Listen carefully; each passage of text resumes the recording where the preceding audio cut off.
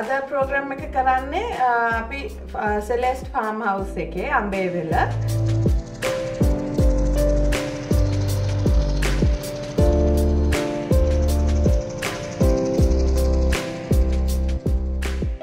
මං හිතුවා පෙන්නන්නම් කියලා අඹ කරි එකක් හදන හැටි.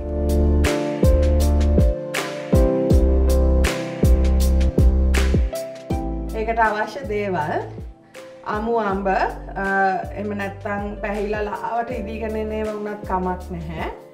හීනියට කපාගත්ත ලුණු ටිකක්, රම්පේ කරපිංච, කුරුඳු පොතු, අබ, එනසල්, ඉඟුරු සුදු ලුණු, උඹලා කඩ පවුඩර් ටිකක්, පොඩි කෑලි වුණත් කමක් නැහැ.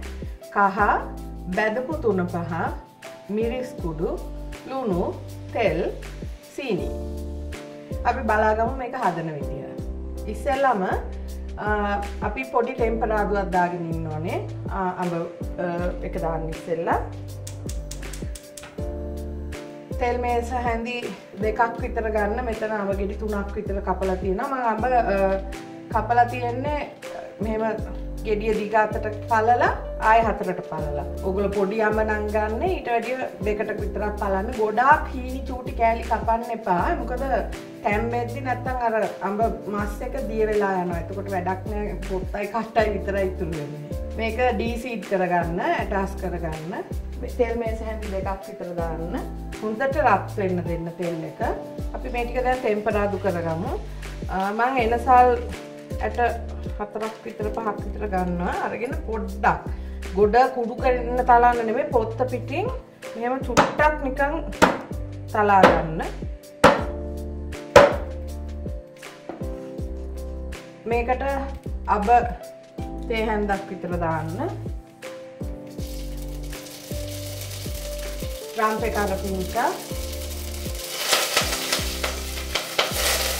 පරිස්සමෙන් වතුර තිබ්බොත් ඇඟට වීසි වෙයි. කුරුණු පොතු, එනසල් ටික දාගන්න. ලුණු,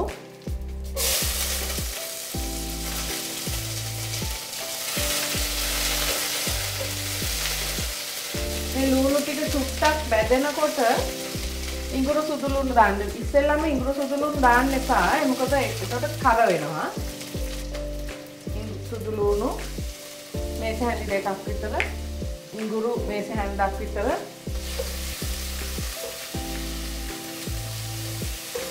මේක ටිකක් බැදීගෙන එනකොට අපි ස්පයිසස් ටික දාගමු. ගොඩාක්ම බැදෙන්න දෙන්නත් එපා, කර වෙන්න. නැත්තම් තිත්තරහක් වෙනවා. මේකට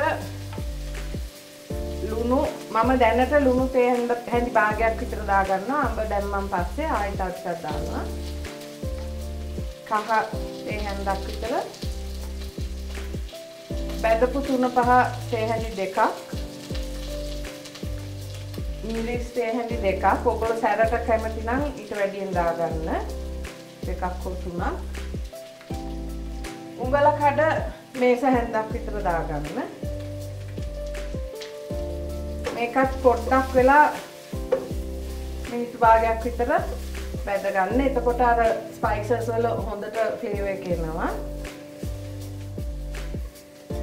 දැන් අඹ ටික දාගමු.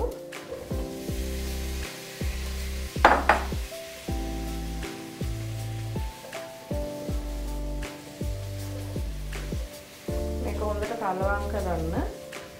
අඹ ටික මේ ටිකක් අර මික්ස් එක කෝට් වුණාන් පස්සේ වතුර කෝප්පයක් විතර දාගන්න. කෝප්ප භාගයක් වුණත් කමක් නැහැ. අඹ එකෙන් වතුර උන්නනවා ටිකක් තැම්බෙද්දි.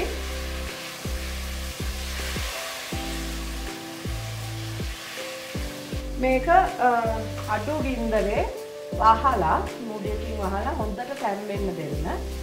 ඊට පස්සේ අපි අනිත් දේවල් දාගන්න. දැන් අපේ අඹ කරියට තැම්බිලා ඇති අඹ. මේකට සීනි ටිකක් දාගන්න ඕන. මේ වගේ අඹ තැම්බිලා තියෙන්නේ. ඕනට වැඩිය බෙරි වෙන්න සම්බන්ධත් එපා. එතකොට මං කිව්වේ අර මස් ඔක්කොම දිය වෙලා අන්තිමට මුකුත් නැතුව යනවා. මං සීනි මේස හැඳි දෙකක් විතර දාගන්නවා. සමහරක් අඹ ගොඩාක් ඇඹුල් නෑ. එතකොට ඒ තරම් සීනි අවශ්‍ය නෑ. සමහරක් අඹ ගොඩාක්ම ඇඹුලු. එතකොට රස බලලා සීනි ඇඩ්ජස්ට් කරන්න. මම මෙතනදී ලුණු ටිකක් උඩ දාගන්නවා. මම කිව්වේ ඉස්සෙල්ලා මම පොඩ්ඩයි ලුණු දාගන්න කියලා. ඒ හැන්දක් විතර. ඉන්දර අඩු කරලා තියාගන්න තාම. දැන් සීනි ටික දිය වෙලා තියෙන්නේ. ඕගොල්ලෝ රස ඇඩ්ජස්ට් කරන්න, මිරිස් වැඩි කරන්න ඕන නම් ලුණු, සීනි, පැණි රස. සමහරක් අය කැමති මේකට අන්තිමට ගොරෝසු මිටි කිරි ටිකක් දාන්න. ඔයගොල්ලෝ ආස නම් එහෙම දාගන්න කිසි ප්‍රශ්නයක් නැහැ. හැබැයි මිටි කිරි දැම්මොත් ටිකක් තියාගන්න අමාරුයි. මේක අපි දවස් දෙකක් තියන්න උවමනා නම් මෙහෙම නිකන් තියන්න මිටි කිරි නොදා. අපේ මැංගෝ කරි එක හරි මේක ඩිෂ් එකකට සර්ව් කරනවා.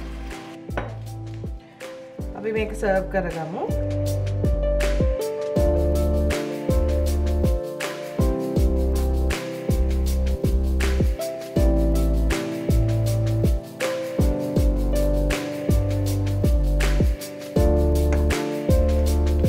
මේසෙට ප්‍රසන්ට් කරන්න ඉස්සෙල්ලා හැම වෙලාවෙම ඩිෂ් එක නීට් අප් කරන්න. එහෙම වටේ ගෑවිලා තියෙන්න දෙන්න එපා. ටිෂු එකක් අරන් පිහදාන්න. මේ දෙන්නේ අපේ අඹ කරියට.